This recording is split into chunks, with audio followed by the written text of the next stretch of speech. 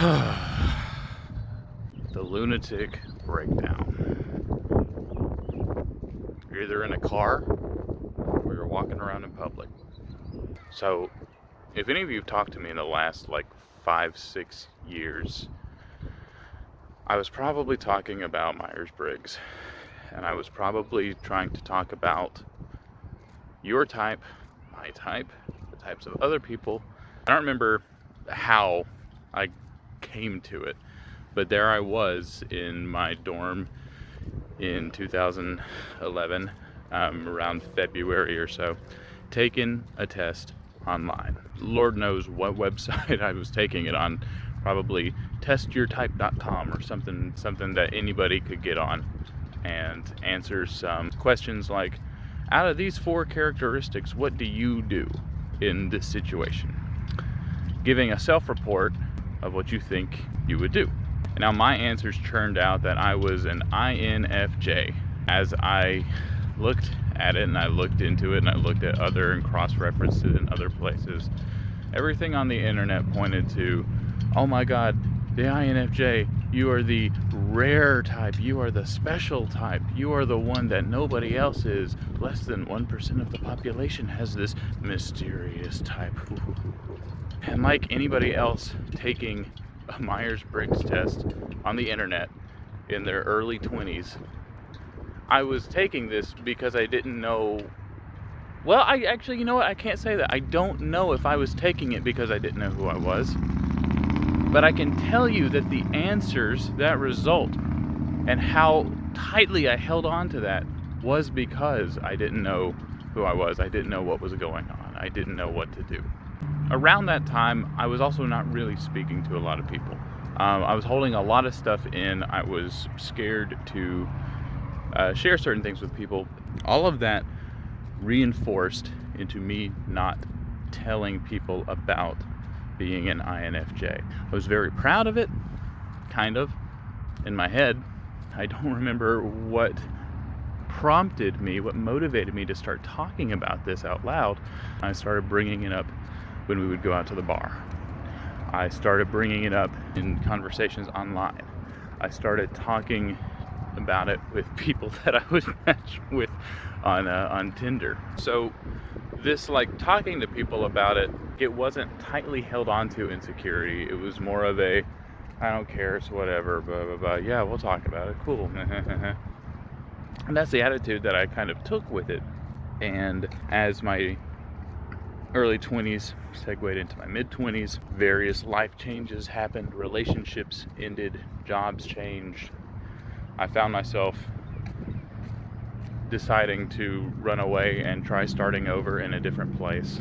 And when I had moved to Colorado and was looking for roommates online, the people that I eventually lived with had posted a Craigslist ad. There were some questions on it that they wanted potential matches to answer, and one of those was, what's your Myers-Briggs type? So I used that as all right, I got an in because I can just talk about this stuff all day and every day. So that kind of became the norm. It was something that was always sort of in my head and something that I could talk about with people, willing to discuss and to play around and to look at some of the intricacies, talk about it with other people. And at the same time, I didn't. It was stuff that I kind of hoarded. I kind of kept it to myself, this secret knowledge that I had about myself and about everybody else too. This was all sort of kept within. And the big problem with it, the big problem with it was that I used that answer that had been churned out by this test on the internet. I used that as evidence to support my behaviors. I said, well, it's because I'm the rare type, nobody understands. Well, it's because I have this intuition brain and nobody understands. Well, it's because I have extroverted feeling and nobody understands. Well, it's because of this and that, and it's because of this and that, and I'm safe keeping it in, and I'm safe being this kind of character. So what's the big deal? All that doesn't sound half bad, right? You're off in your own place, you're exploring a new state, you've started over, you're maybe a little insecure about the information, you kind of keep some things to yourself, you're maybe a little secretive, a little personal. Who cares? Everything's fine, right? Why does that matter? Well, the problem is twofold. The most obvious answer to it is bad things happen all the time. For me, it came in the form of some really dank weed out in Colorado.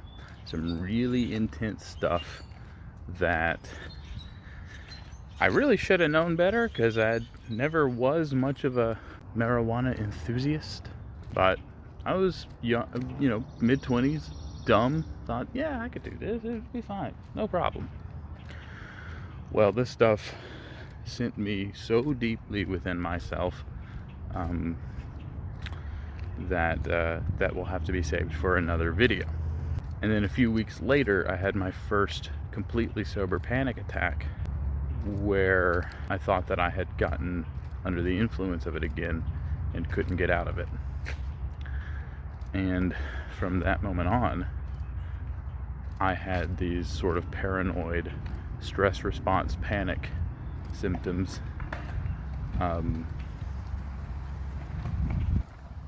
daily for months, if not years. The other reason why, being kind of hermit, the INFJ hermit, being this character off, not sharing things with people, the other reason why that's not great. Not one of us has it within us. We don't have it in our nature to do this game, this life game, individually. You don't survive the world. You don't survive this stuff on your own. You cannot win by yourself. Everybody has to have people. Every single person watching this has to have another person. Hell, that's why you're watching this.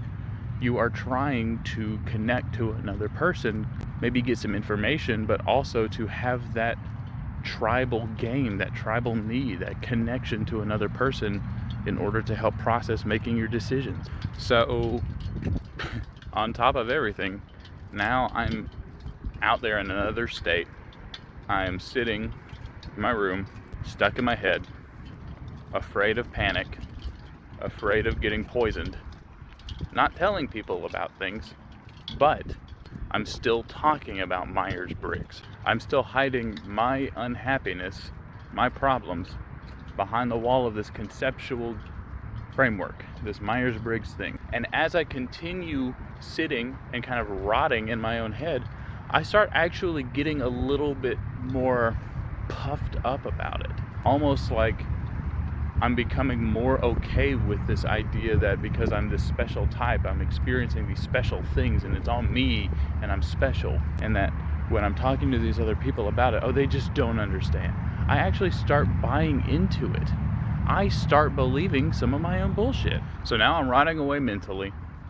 I am getting scared all the time. I'm within myself. I'm talking to people some. Not really talking to people about any problems or anything related to me, really. Talking to them about this conceptual framework, and I'm kind of an asshole about it. I am relating things back to that in a way that allows me to feel superior, not only in type, but superior in that I have the information and they don't.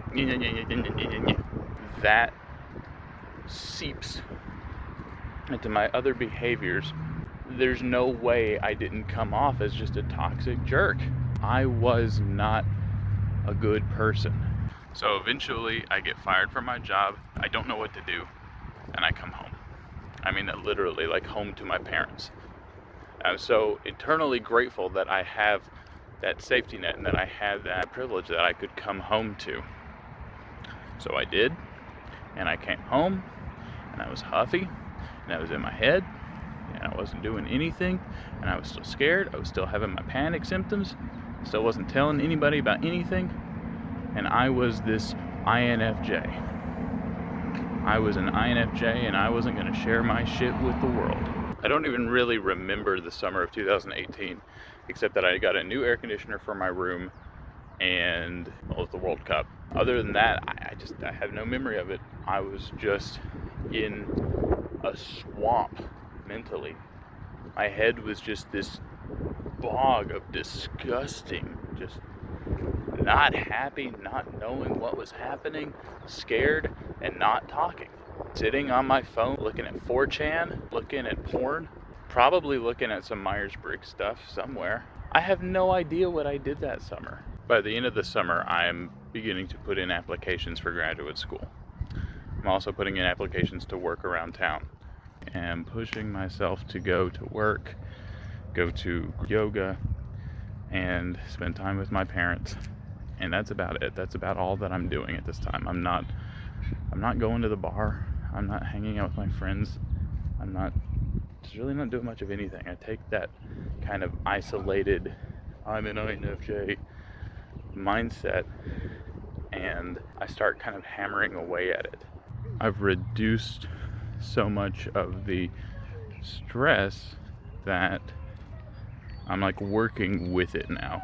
Like, it had been the thing that was on my mind in this like maybe really insecure way, and is now the thing that I am like consumed with. Like, I am holding on to this thing, which, you know, you could just conceptualize it as a mentalization, a mental understanding of self. That's what I'm doing. I'm holding on to this mental sense of self with all of my might, and I'm not being insecure about it as much as I'm like got my arms wrapped around it, and I'm carrying it with me everywhere I go. And it's like Sisyphus with the rock, or with the whatever. But I like to think of it as like a prisoner, like from an old movie, an old black and white movie, an old black and white cartoon, who's got the big ball and chain around them, right? And I'm walking around with this big ass ball that's chained to my leg, and I'm just trying to maybe show it to people, or maybe carve something out of it. I'm trying to do something with it. And it's around this time that I discover Dave's superpowers. I discovered this guy on YouTube who has been talking about Myers-Briggs for years. He's got these videos that like explore the different parts of the substance of Myers-Briggs. So your quote cognitive functions, or your feelings, your extroversions, your intuitions, your stuff like that. And he's got these videos where he's just like really kind of breaking away at them, and like really kind of paying attention to them and taking his time with them and talking about them. He was the same guy that had put together the infographic that showed the 16 different Myers-Briggs types and how their various functions are organized hierarchically. That's the knowledge that I had. That was some of the stuff I was sharing with people. For instance, like how an INFJ is supposed to have introverted intuition, extroverted feeling, introverted thinking, and extroverted sensing. And how, like, at that point in time, that those bits of info were how I was understanding this stuff. I was understanding it in terms of if you have extroverted feeling, if you have introverted sensing, stuff like that. So seeing that this guy who had this YouTube channel, who was spending time like on each of them, was the same guy who had put together this stuff that I had been kind of using and referencing for a while. That was probably a big part of feeling safe and feeling like this is an okay decision to continue watching some of these videos. Probably what happens is I do some exploring of Dave, I do some exploring of objective personality, OPS, and I learn that his approach to the personality game is not self-report. We are capable of feeling a whole lot of things about ourselves that aren't necessarily in line with reality. And we can think a lot of things about ourselves, and we can see our own histories in ways that skew us away from certain things that are hard to accept.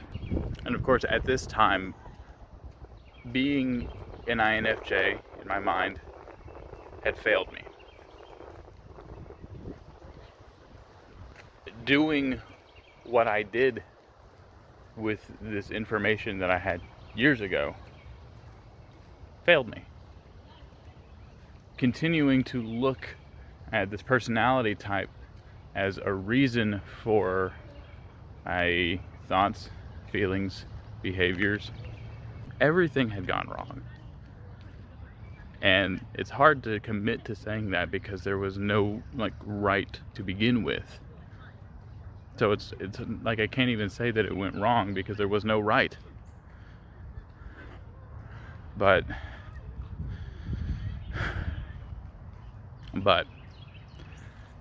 I was at a point where I was ready for some outside information, for somebody out there tell me what they think is going on.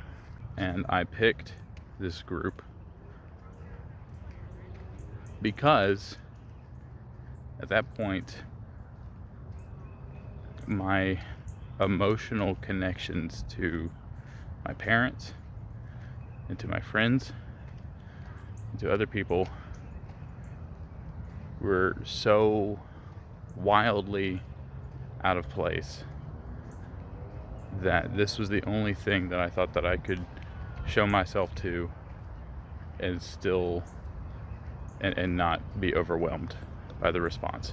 So it's now like winter of 2019. I just began grad school. I have been watching OPS videos on YouTube for a while. I want to say I joined the class in November of 2018, preparing myself to understand the material so I didn't seem like an idiot when I showed myself to them, and so I seemed like I was trying. And I start filming myself. Man, I start talking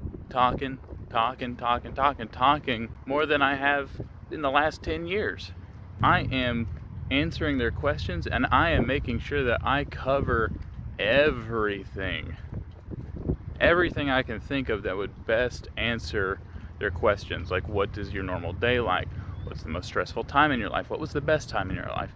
And I am giving 4 to 5 examples of each of them for each of these questions because I am determined to make sure that I cover the info that they will need. So I spend months working on this thing. I mean, I am crafting it as best as I damn can, answering all of those questions, trying to organize it, trying to take all this information and put it into a coherent and cohesive product.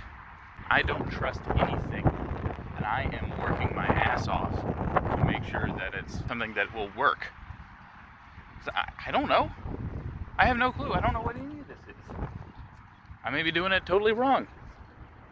So I don't know. I just tapped into whatever I could do.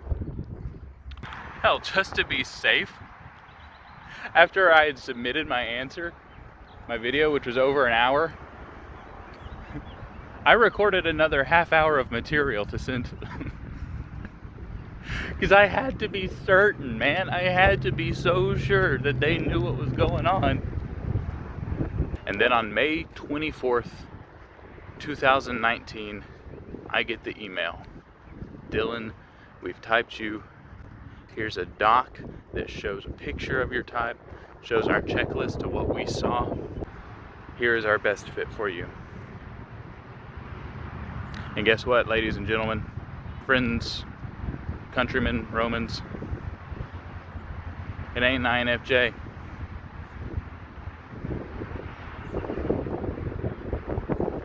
It ain't even an IJ.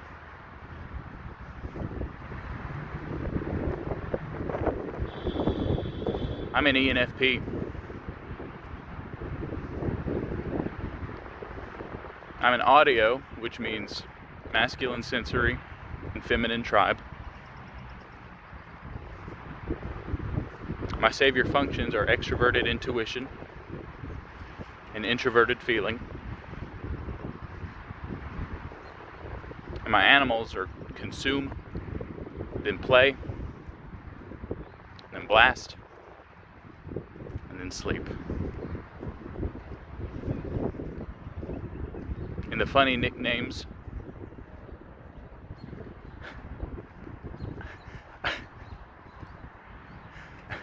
I'm a yippy skippy crackhead hippie who likes music.